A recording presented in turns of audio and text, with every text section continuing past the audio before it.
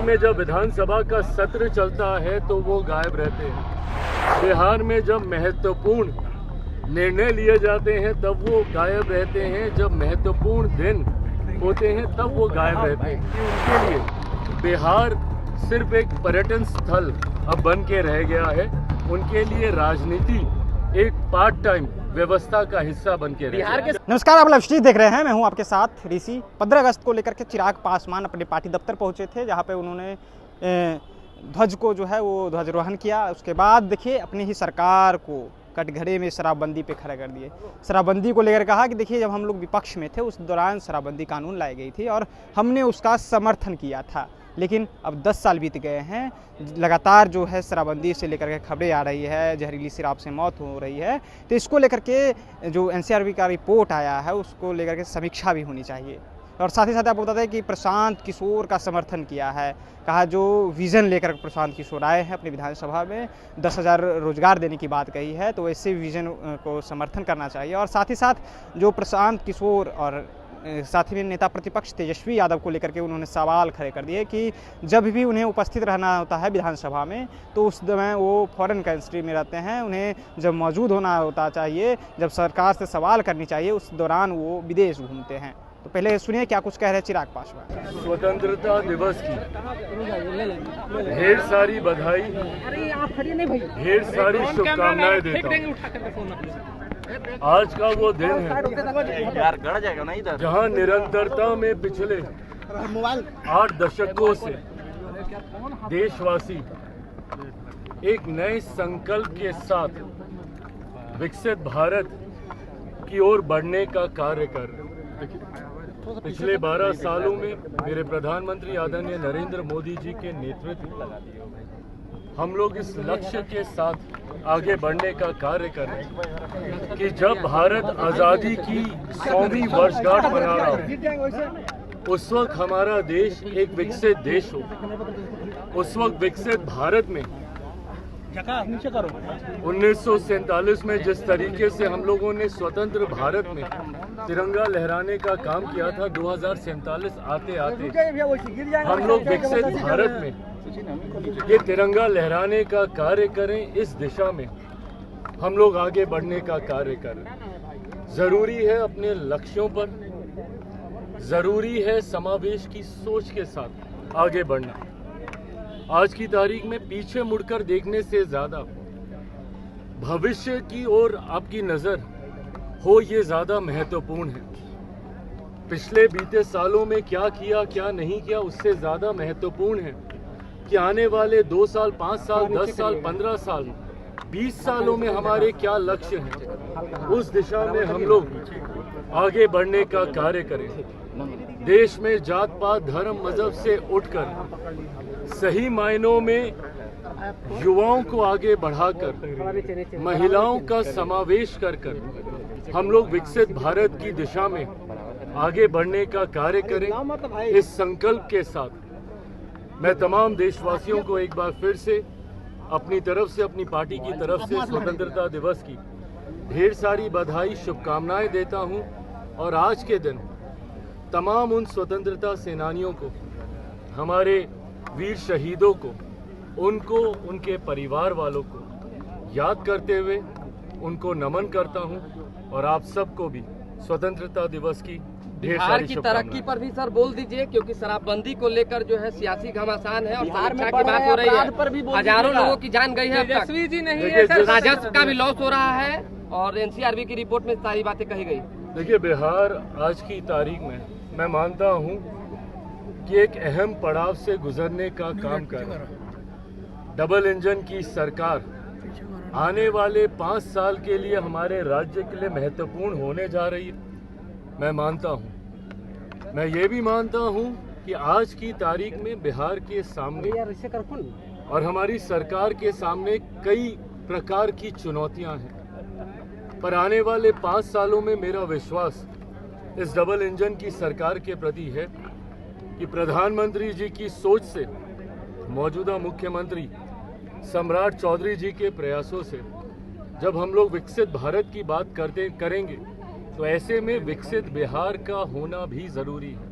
बिहार के विकसित हुए हम लोग कभी भी विकसित भारत की कल्पना नहीं कर सकते। जहां चुनौतियां बड़ी हैं वहीं हम लोगों की सोच भी स्पष्ट है कि भारत के बिहार को हर चुनौतियों से बाहर निकालते हुए, भले वो विकास की दृष्टि से हो या कानून व्यवस्था की दृष्टि से हो, उसको बाहर निकालते हुए जल्द हम लोग अपने लक्ष्यों तक तीव्र गति से अग्रसर होंगे।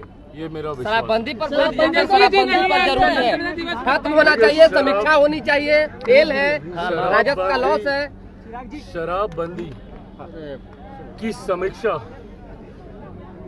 की बात मैंने हमेशा कही है। आज भी लगभग 10 साल होने को आए हैं शराबबंदी बिहार में बने हुए, पर इन 10 सालों में क्या इस कानून को जिस सोच के साथ हम लोगों ने बनाने का काम किया था, उस वक्त मेरी पार्टी विपक्ष में थी, उसके बाद भी हम लोगों ने इस कानून का समर्थन किया था, क्या हम लोग उस लक्ष्य को हासिल कर पाए हैं? क्या हम लोग उस सोच को धरातल पर सही मायनों में उतार पाए हैं? क्योंकि आज भी कई बार जहरीली शराब के निर्माण की जानकारी सामने आती है, जहरीली शराब से होने वाली मौतें हम लोगों को चिंतित करती हैं। आयात होता है सीमावर्ती इलाकों से, ये जानकारी भी रह कर आती है। ऐसे में क्या और कदम उठाने की ज़रूरत है जिसके माध्यम से हम लोग इस कानून को सही मायनों में धरातल पर उतार सकें?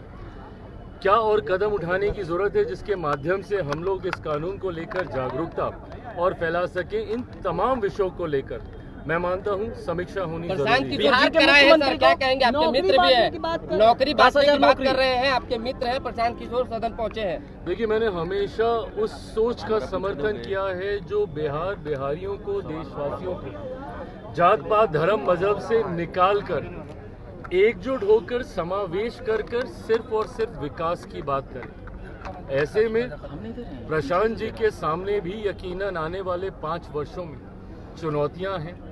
उन्होंने जो बातें कही हैं उन बातों का मैं समर्थन जरूर करता हूं, क्योंकि उन्होंने कहीं भी ना जाति की बात की, ना उन्होंने किसी तरीके के भेदभाव, सांप्रदायिकता, जातीयता से अपने आप को दूर रखते हुए समावेश और विकास की सोच उन्होंने सामने रखी।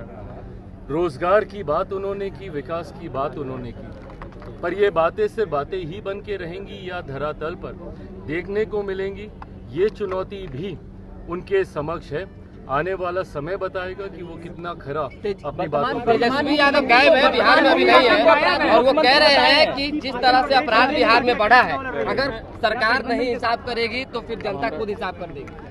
19 तारीख को राजभवन मार्च में निकालेंगे। नेता प्रतिपक्ष की गैर मौजूदगी महत्वपूर्ण समय पर होती है, ये दर्शाता है कि उनके लिए बिहार और बिहारी कितना महत्व रखते हैं। बिहार में जब विधानसभा का सत्र चलता है तो वो गायब रहते हैं। बिहार में जब महत्वपूर्ण निर्णय लिए जाते हैं तब वो गायब रहते हैं। जब महत्वपूर्ण दिन होते हैं तब वो गायब रहते हैं। उनके लिए विदेश यात्रा, उनके लिए अपनी मौज मस्ती अगर ज़्यादा मायने रखती है तो मैं मानता हूं कि ये चिंता का विषय है।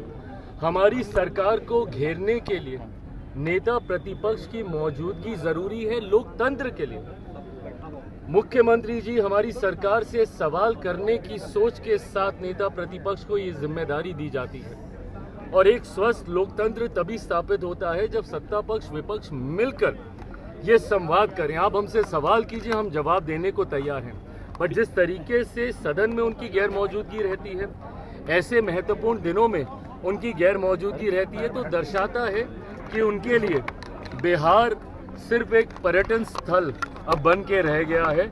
उनके लिए राजनीति एक पार्ट टाइम व्यवस्था का हिस्सा बन के रह गया। बिहार के सीएम को अपराधी मुख्यमंत्री बताया है प्रशांत किशोर ने, लगातार अपराधी मुख्यमंत्री बता रहे हैं। बिहार के सीएम मुख्यमंत्री बताया है, बोले जब तक ये नहीं हटेंगे मेरा विरोध जारी रहेगा। आना, बोलना और भाग जाना नहीं होगा ना, उसके लिए आपको बिहार में रहकर इन बातों को उजागर करना होगा कि जो आप आरोप लगा रहे हैं वो कितने सही हैं। आरोप लगाकर भागने का काम वो लोग करते हैं जिनके पास तथ्यों का अभाव होता है, जिनके पास प्रशांत किशोर ने ये बात कहा है, चिराग जी, प्रशांत किशोर। तो आपने चिराग पासवान को सुन लिया कि चिराग पासवान साफ तौर पे कहते आ रहे हैं कि देखिए, जब नेता प्रतिपक्ष को सदन में रहना चाहिए था, सरकार से सवाल करनी चाहिए थी, उस दौरान वो विदेश घूमते हैं। और साथ ही साथ देखिए, प्रशांत किशोर का भी उन्होंने समर्थन किया है। फिलहाल आप चिराग पासवान को सुन रहे थे। आपकी क्या राय है, अपनी राय नीचे कमेंट बॉक्स में रखिएगा। आप देख रहे थे लाइव स्टिच। बहुत बहुत धन्यवाद।